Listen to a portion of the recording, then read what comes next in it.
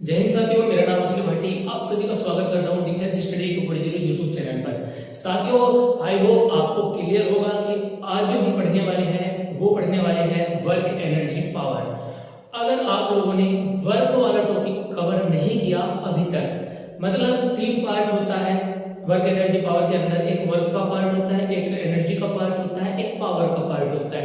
अगर वर्क वाला टॉपिक अभी तक क्लियर नहीं है तो लिंक डिस्क्रिप्शन में है, जाइए और वर्क को कवर कर लीजिए, क्योंकि एनर्जी आपको तभी समझ में आएगा जब आपने वर्क कवर कर रखा होगा। और एनर्जी की खास बात, और एनर्जी तब भी समझ में आएगा जब आप लोगों ने पावर कवर कर रखा होगा, क्योंकि जो कार्य होता है वो किस प्रकार का होता है, कौन कौन से कॉन्सेप्ट होते हैं, कितने डिग्री पर कैसा कार्य होता है। सबसे इंपोर्टेंट जो पेपर के अंदर कॉन्सेप्ट बनता है वो होता है एंगल से, कि कितने डिग्री पर कितना कार्य होता है, मैक्सिमम कार्य होता है या मिनिमम कार्य होता है। आई होप आपका ये कॉन्सेप्ट क्लियर होगा। चलिए मैं बिना देरी के स्टार्ट करता हूँ इस सेशन को। और इस सेशन के अंदर जो हम पढ़ने वाले हैं वे दोनों के दोनों एक साथ पढ़ने वाले हैं, एनर्जी को भी और पावर को भी। पावर का A to Z मटेरियल मैंने आपके सामने लिख लिया है ताकि कम समय में आपको बहुत ज्यादा पढ़ा सकूं मैं, तो इसलिए मैंने ऑलरेडी पहले से सब कुछ लिख लिया है। एनर्जी के बारे में मैंने कुछ लिखा है। आई होप आप बोर्ड पर हर चीज को देख पा रहे होंगे और आपको इनके बारे में कुछ पता भी होगा। लेकिन हम सबसे पहले बात करते हैं पावर की। अभी हमने जो कवर किया है, जो हमने टॉपिक कवर किया है वो किया है बच्चों वर्क। तो वर्क क्या होता है, वर्क के बाद जो आती है वो आती है पावर। अगर आपको किसी को काम करना है तो आपके अंदर क्या होनी चाहिए, पावर होनी चाहिए, क्योंकि कार्य करने की दर, कार्य करने की दर, दर का मतलब होता है अपॉन में समय। मतलब जितने समय में तुम किसी कार्य को करते हो, जितने समय में तुम किसी कार्य को करते हो वो क्या कहलाती है बच्चों, वो कहलाती है तुम्हारी शक्ति, पावर, क्षमता। आई बात समझ में? तो कार्य करने की दर क्या कहलाती है, शक्ति कहलाती है।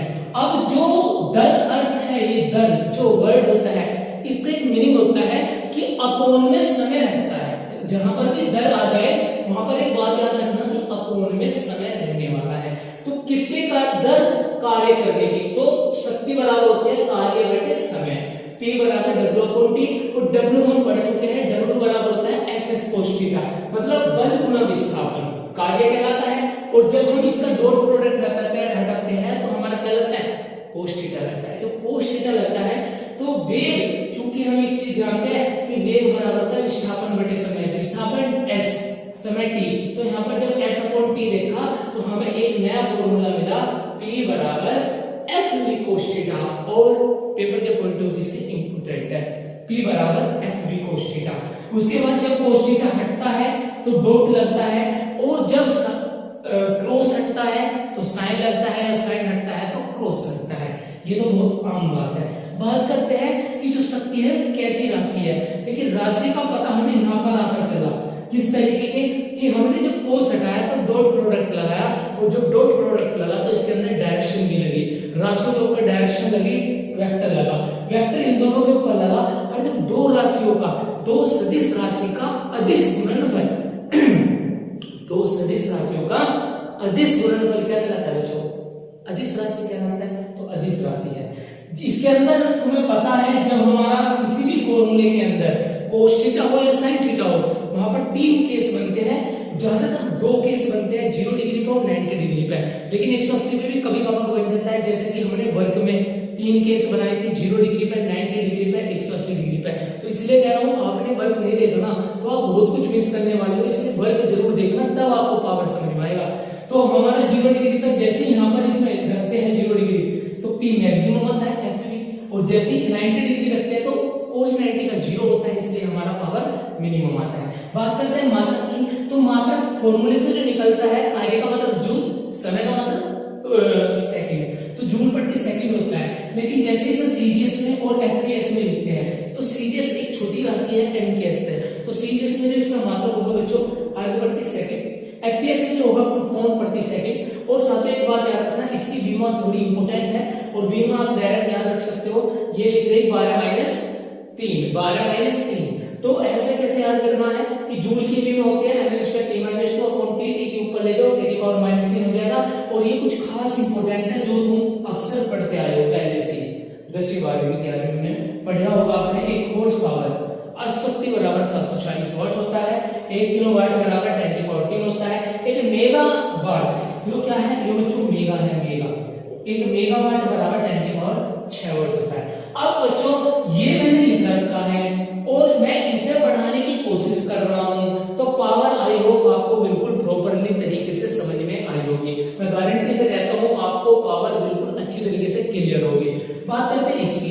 भैया ये हमने देख रखा है लिखा हुआ, किसमें, बुक्स में। किसमें देख रखा है बच्चों, बुक्स में। भैया ये हमने पढ़ रखा है कि 1 किलोवाट घंटा, क्या पढ़ रखा है कि 1 किलोवाट घंटा बराबर होता है 36 गुना 10 की पावर 5 जूल, या एक और लिखा जाता है 3.6 इंटू 10 की पावर कितना जूल, 6 जूल। अब ये आया कैसे, मेन पॉइंट है आया कैसे। अब सुनो मेरी बात ध्यान से। 1 किलोवाट घंटा, देखो किलो को लिखेंगे 10 की पावर 3, यो है जी वाट, क्या है वाट। और वाट जो होता है, क्योंकि शक्ति का दूसरा एक मात्रक होता है प्रसिद्ध मात्रक जिसको बोलते हैं वाट। एक तो जूल प्रति सेकंड होता है, एक क्या होता है वाट होता है। तो जब दोनों शक्ति के मात्रक है तो मैं वाट की जगह जूल प्रति सेकंड लिख सकता हूं, क्या जूल प्रति सेकंड आप लिख सकते हो भैया, बिल्कुल। बात करते हैं घंटे की, तो कितनी मिनट होती है 60 मिनट, और 1 मिनट में कितने सेकंड 60 सेकंड। सेकंड से सेकंड कट जाता है और 3 3 जा 6 इंटू 10 की पावर 5 जूल हो जाता है, या आप इसे 3.6 इंटू 10 की पावर 6 जूल लिख सकते हो। लेकिन आपके लिए जो खास इंपॉर्टेंट जो पॉइंट था वो था जूल प्रति सेकंड लिखना। वाट को जूल प्रति सेकंड लिखा जा सकता है साथियों। ओके, आई होप आपको मेरी बात समझ में आई होगी जो बताने की कोशिश कर रहा हूं। ओके, चलिए नेक्स्ट देखते हैं कुछ इंपॉर्टेंट कॉन्सेप्ट के साथ। चलिए चलते हैं साथियों थोड़ा सा आगे और सीखते हैं कुछ नया कॉन्सेप्ट, कुछ नया तरीका, कुछ नए तरीके से जो एनर्जी है वो कितने टाइप की होती है। अक्सर आपने सुना होगा, क्या सुना होगा कि एनर्जी जो होती है वो अनेकों प्रकार की होती है। गतिज ऊर्जा, स्थिति ऊर्जा, यांत्रिक ऊर्जा, रासायनिक ऊर्जा, बहुत टाइप की एनर्जी होती है। लेकिन पेपर के पॉइंट ऑफ व्यू से जो हमारी एनर्जी है ना, वो 2-3 एनर्जी ही इंपॉर्टेंट है। जैसे कि स्थितिज ऊर्जा आपने सुना होगा, गतिज ऊर्जा सुना होगा, और इसका नाम हो सकता है आप लोगों ने ना सुना हो, और इसका जो नाम है वो है घूर्णन गतिज ऊर्जा। इसको बाद में पढ़ेंगे, ये बाद की बात है, लेकिन बात करते हैं सबसे पहले गतिज ऊर्जा की। और साथियों अगर मैं आपको एक बात बताऊं कि अगर आप एनर्जी में कुछ पढ़ो या ना पढ़ो, गतिज ऊर्जा को इस तरीके से क्लियर करियो कि आपका कोई भी कॉन्सेप्ट गतिज ऊर्जा का रहना नहीं चाहिए, क्योंकि गतिज ऊर्जा ही एक ऐसा टॉपिक है एनर्जी के अंदर जिससे एग्जाम के अंदर 2-2, 3-3 टाइप के क्वेश्चन बनते हैं। तो मैं आज आपको गतिज ऊर्जा को टाइप वाइज क्लियर कराने वाला हूं। सबसे पहले मैं बेसिक गतिज ऊर्जा को बताता हूं कि गतिज ऊर्जा के अंदर जो बेसिक कॉन्सेप्ट है क्या है। तो सबसे पहले आप सब जानते हो कि गतिज ऊर्जा का मेन फॉर्मूला होता है K बराबर 1/2 mv²। लेकिन इसके अंदर जो मेन इंपॉर्टेंट बात है वो है इसके रिलेशन की। रिलेशन किसके साथ, इसके मास के साथ, v के साथ। कि v क्या होता है, लेकिन एक एक करके कॉन्सेप्ट क्लियर करता हूं। सबसे पहले आपको एग्जांपल याद रखने हैं कि आखिरकार गतिज ऊर्जा होती क्या है। तो वह ऊर्जा जो गति के कारण उत्पन्न होती है। अगर हम गति करते हैं तो हमारे अंदर से एक एनर्जी वेस्ट होती है ना, वेस्ट हो जाओ या एनर्जी उत्पन्न हो जाओ, अगर तुम गति कर रहे हो, दौड़ रहे हो, तो वो कौन सी ऊर्जा, वो गतिज ऊर्जा, काइनेटिक एनर्जी। जैसा कि कुछ एग्जांपल मैंने लिख रखे हैं साथ के साथ, बहता हुआ पानी, बंदूक से छूटी गोली, जैसे गोली बंदूक से छूट जाती है। अगर गोली बंदूक में है तो बंदूक की गोली में कौन सी ऊर्जा, स्थिति ऊर्जा, क्योंकि स्थिति के कारण जो ऊर्जा होती है वो कौन सी ऊर्जा होती है, स्थिति ऊर्जा। लेकिन बंदूक से अगर गोली निकल जाती है तो कौन सी ऊर्जा, गतिज ऊर्जा। इसी प्रकार धनुष से निकला हुआ जो बाण होता है, जो धनुष में बाण हम खींचते हैं ऐसे, और जो निकल के जाता है, जब निकल के जाता है तो कौन सी ऊर्जा, गतिज ऊर्जा। लेकिन जब हम उसको खींच के रखते हैं तो कौन सी ऊर्जा, स्थितिज ऊर्जा। आई बात समझ में, जब हम खींच के रखते हैं, जब छोड़ देते हैं तो गतिज ऊर्जा। एक बात याद रखना, गतिज ऊर्जा हमेशा धनात्मक होती है, कभी गतिज ऊर्जा नेगेटिव नहीं आ सकती। अगर आपको कोई क्वेश्चन है, क्वेश्चन का तुम सॉल्यूशन कर रहे हो न्यूमेरिकल का, और उसके अंदर अगर काइनेटिक एनर्जी का मान माइनस होता है तो इसका मतलब तुमने क्वेश्चन गलत किया है, हमेशा पॉजिटिव होती है। उसके बाद के हमारा मास है जो कि मास के समानुपाती है। समानुपाती का मतलब ऐसा है कि अगर कोई वस्तु है जिनकी चाल जो है समान है, और एक वस्तु का क्या है, द्रव्यमान 20 किलोग्राम है और दूसरी वस्तु का द्रव्यमान 30 किलोग्राम है, तो बताओ चाल किसकी ज्यादा होगी, इस प्रकार से पूछता है। तो K1 बराबर m1 अपॉन K2M2 ये दोनों एक दूसरे के समानुपाती है, तो इनके अंदर ये वाला रिलेशन बन जाता है। अब जो इसके अंदर जो V है बच्चों, यही है सबसे मोस्ट इंपोर्टेंट। नेवी के अंदर आया था AA के अंदर 2018 में कि केवल काइनेटिक एनर्जी के अंदर जो V होता है वो क्या होता है। अक्सर बच्चे पढ़ते हैं कि एक वेग होता है, वेलोसिटी होता है, ये वेलोसिटी नहीं होता। आज के बाद तो याद रखना, प्लीज जब याद रखना, किताबों में लिख रहा है कोई टेंशन नहीं, लिखा रहने दो, लेकिन तुम्हें जो याद रखना है वो याद रखना है कि काइनेटिक एनर्जी के अंदर जो K समानुपाती V स्क्वायर होता है, जो V होता है, ये हमारी वेलोसिटी नहीं होता, वेग नहीं होता, ये चाल होती है, स्पीड होती है। इसलिए जहर कॉन्सेप्ट लिख दिया मैंने कि गति ऊर्जा चाल पर निर्भर करती है। ये लिखा हुआ है बुक्स में। बुक्स में क्या लिखा हुआ है, ये लिखा हुआ है बुक्स में। किसी भी बुक्स को उठाना फिजिक्स की, आपको ये पॉइंट लिखा मिलेगा कि गति ऊर्जा चाल पर निर्भर करती है, ना कि वेग पर। वेग पर निर्भर नहीं करती, किस पर निर्भर करती है, चाल पर निर्भर करती है। तो आई होप बच्चों आपको ये बेसिक कॉन्सेप्ट मेरे अकॉर्डिंग तो बिल्कुल क्लियर करा दिया मैंने। इससे बेसिक गतिज ऊर्जा के अंदर कुछ नहीं है, कुछ भी। और सबसे ज्यादा इंपॉर्टेंट है जहर कॉन्सेप्ट। जहर जरूर सीखना है, जिसने जहर सीख लिया मैं कह रहा हूं फिजिक्स को फाड़ दोगे, बेशक कितने टफ पेपर आ जाएंगे, ठीक है। अब की बार क्या हुआ है, अग्निवीर के अंदर पेपर का लेवल थोड़ा अप कर दिया, लेकिन अब कहां तक करेगा, रहेगा तो अपनी सीमा में, लिमिट तो है ही कॉन्सेप्ट की। ऐसा नहीं कि लिमिट को कहीं से कहीं भी उठा के ले जाएगा। समझ में आ गई मेरी बात। चाहे कितना भी बेसिक क्लियर हो, कितना भी ज्यादा टफ आ जाए, लेकिन बेसिक अगर क्लियर है तो हर एक क्वेश्चन आपका सोल्व होगा। बात करते हैं घूर्णन गतिज ऊर्जा। भैया घूर्णन गतिज ऊर्जा क्या है? अरे गतिज ऊर्जा वो होती है जिससे हम चलते हैं, गति करते हैं, तो गति के कारण जो ऊर्जा उत्पन्न होती है वो गतिज ऊर्जा कहलाती है। घूर्णन गतिज ऊर्जा, नाम तो ऐसा लग रहा है जैसे घूम रहे हो, बिल्कुल सही बात, घूम रहे, ऐसे घूम रहे हैं। जब ऐसे घूमते हैं तो कौन सी ऊर्जा होती है, गतिज, इस घूर्णन गतिज ऊर्जा होती है। और इसका फॉर्मूला है 1/2 I ओमेगा स्क्वायर। समझ में? देखिए यहाँ पर जो ओमेगा है वो है जी कोणीय वेग, और कोणीय वेग ओमेगा बराबर होता है कोण बटे समय, कोण बटे समय होता है। और I जो होता है ये होता है जी जड़त्व आघूर्ण, इंपल्स, जड़त्व आघूर्ण कहलाता है। I बराबर होता है mr स्क्वायर, मतलब द्रव्यमान और त्रिज्या के स्क्वायर का गुणनफल हमारा जड़त्व आघूर्ण कहलाता है। तो आपको ये छोटी सी स्लाइड के अंदर दो चीज क्लियर हुई होगी, गतिज ऊर्जा क्या होती है, घूर्णन गतिज ऊर्जा क्या होती है। चलिए नेक्स्ट देखते हैं। तो नेक्स्ट चलते हैं साथियों और थोड़ा और सीखते हैं गतिज ऊर्जा के बारे में। और गतिज ऊर्जा के बारे में सीखते सीखते हमें एक प्रमेय याद आती है, कार्य ऊर्जा प्रमेय। और कार्य ऊर्जा प्रमेय यहाँ पर डाल लेना आप। अगर आप 2023 में एग्जाम दोगे अग्निवीर का, 4 सितंबर को एग्जाम दोगे एनडीए का, तो 90% चांस आपको वर्क और एनर्जी प्रमेय में से आपको क्वेश्चन देखने को मिलेंगे। क्या कहलाता है? कहलाता है कि गतिज ऊर्जा में जो परिवर्तन होता है, जो परिवर्तन मतलब चेंजमेंट जो काइनेटिक एनर्जी के अंदर होता है वो वर्क के बराबर होता है, W बराबर डेल के। अब चेंजमेंट 3 प्रकार से होता है, तीनों केस आपके सामने दिखे हैं। गतिज ऊर्जा जब होगी जब हम बल लगाएंगे। मान लो कोई वस्तु ऐसा खड़ी है, जैसे मैं खड़ा हूं, जब तक मुझे कोई बल नहीं लगाने का क्या मैं हट जाऊंगा? नहीं हटने का। चाहे मैं बल आंतरिक बल लगाऊं, चाहे मैं बाह्य बल लगाऊं, मैं तब तक नहीं हटूंगा जब तक बल नहीं लगेगा। तो यही कारण है कि बल लगाने से ही गतिज ऊर्जा उत्पन्न होती है। तो बल लगाने से अगर ऊर्जा में परिवर्तन नहीं होता, ऊर्जा में परिवर्तन नहीं होता तो कार्य कैसा होता है वो हमें बताना है। बल लगाने से ऊर्जा में वृद्धि होती है तो कार्य कैसा होता है वो हमें बताना है। बल लगाने से ऊर्जा में कमी होती है, कार्य कैसा होता है वो भी हमें बताना है। बात करता हूं पहले केस की, तो बल लगाने से अगर कोई परिवर्तन ही नहीं हो रहा तो कार्य होगा जी लड्डू। कैसा होगा? 0/2। बल लगाने से ऊर्जा में अगर वृद्धि होती है तो कार्य प्लस का होगा, और बल लगाने से अगर ऊर्जा में कमी होती है तो कार्य माइनस का होगा। और एक बात याद रखना, ये प्लस के कार्य और माइनस के कार्य मैंने कार्य वाले कॉन्सेप्ट में भी क्लियर किए हैं। तो अभी भी कह रहा हूं डिस्क्रिप्शन में लिंक है, वर्क वाले टॉपिक का कवर कर लो। उसमें भी हमने वर्क प्लस का और वर्क माइनस का पूछा जाता है, धनात्मक और ऋणात्मक पूछा जाता है, जो कि इंपोर्टेंट है। यहाँ पर वर्क और एनर्जी प्रमेय के अंदर भी हमें यही बात देखने को मिल रही है कि कार्य धनात्मक हो गया, ऋणात्मक हो गया, 0 होगा। तो इस तरीके से तुम कवर कर सकते हो इस चीज को। बात करते हैं स्प्रिंग की।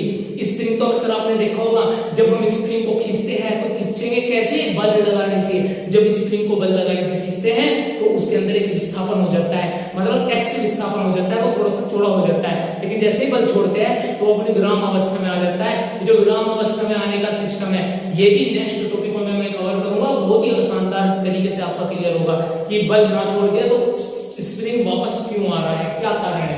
बात करते हैं स्प्रिंग की स्थिति ऊर्जा की, तो देखो ध्यान से कि जब बल लगाने पर विस्थापन होता है तो माइनस सिंबल ये चीज दर्शाता है, माइनस कि हम अगर बल छोड़ दें तो वापस अपने अवस्था में आ जाता है, ये माइनस सिंबल दर्शाता है। बात करते हैं बराबर kx, k हमारा जो है वो है भाई प्रत्यानयन बल नियतांक, और k बराबर होता है f अपॉन x। बीमा जब लिखते हैं तो mt-2 पेपर में आई हुई है जी, प्रत्यानयन बल नियतांक की बीमा कितनी होती है।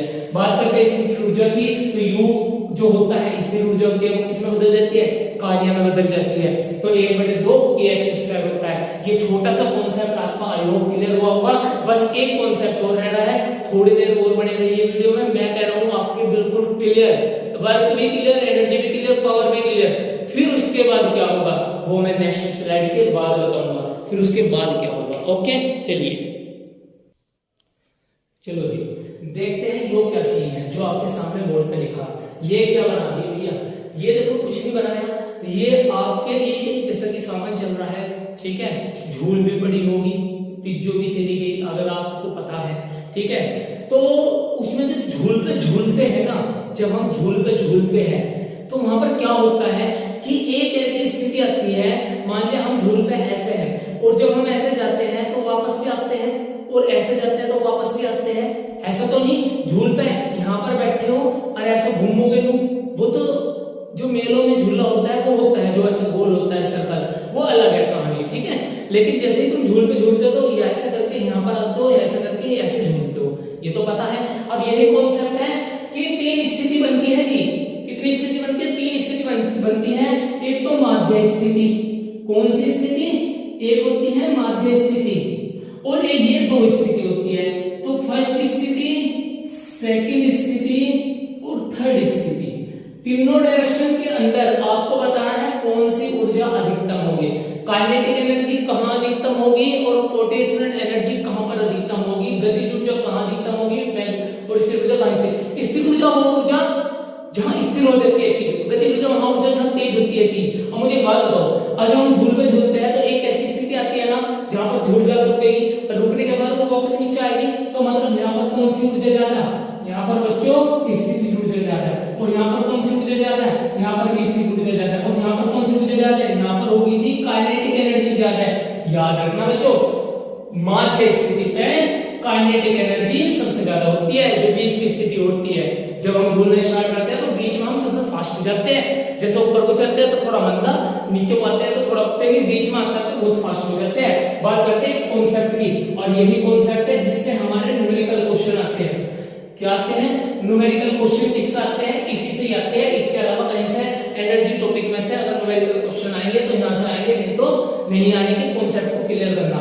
देखो काइनेटिक एनर्जी के अंदर, संवेग के अंदर मतलब मोमेंटम, ठीक है, लीनियर मोमेंटम के अंदर एक रिलेशन होता है P बराबर √2mk, और K याद रखना, देखो एक बात याद रखना, K आ जाए, K E आ जाए या E K आ जाए, इन तीनों का अर्थ होता है काइनेटिक एनर्जी। क्या होता है, काइनेटिक एनर्जी होता है, ये पॉइंट तुम याद रखोगे। इसके अंदर कुछ गहर कॉन्सेप्ट भी है, वो मैं बात करूंगा बाद में, लेकिन बात करते हैं सबसे पहले इनके केस की। तो 3 केस बने, कौन कौन से, अगर m द्रव्यमान कांस्टेंट है तो बताओ P काइनेटिक एनर्जी के रूट के समानुपाती, लिख रहा है आपके सामने।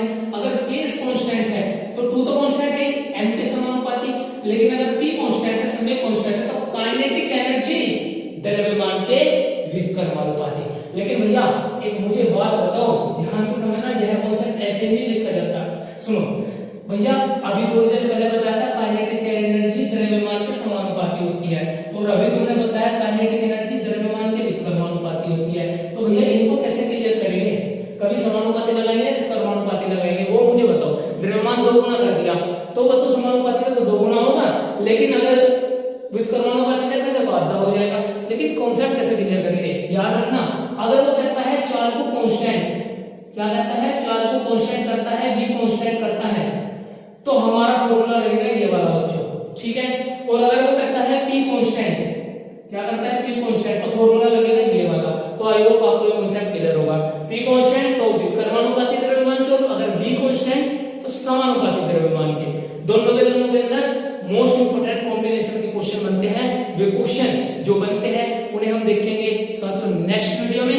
वर्क, एनर्जी, पावर, तीनों टॉपिकों को मिलाकर जितने भी क्वेश्चन अब तक पेपर में आए हुए हैं, जो कि ज्यादातर आए हुए क्वेश्चन है, ठीक है, उन क्वेश्चनों को मैं डिस्कस करूंगा नेक्स्ट वीडियो में। और ये वीडियो अगर आपको अच्छी लगी है तो अपने उन दोस्तों को शेयर कर लो जो अग्निवीर 2023 के लिए अप्लाई करने वाले हैं, या उन दोस्तों को शेयर कर लो जो 11th क्लास में पढ़ रहे हैं, क्योंकि 11th क्लास का टॉपिक है वर्क, एनर्जी, पावर, एकदम बेसिक से क्लियर हो जाएगा। और ये आज की ये वीडियो भाई जी जान से पढ़ाया है, मन लगा कर पढ़ाया। अगर वीडियो आपको अच्छी लगी हो तो कमेंट जरूर करके जाना और लाइक और शेयर तो करना ही है। ओके, तो मैं साथ में मिलता हूँ नेक्स्ट वीडियो में।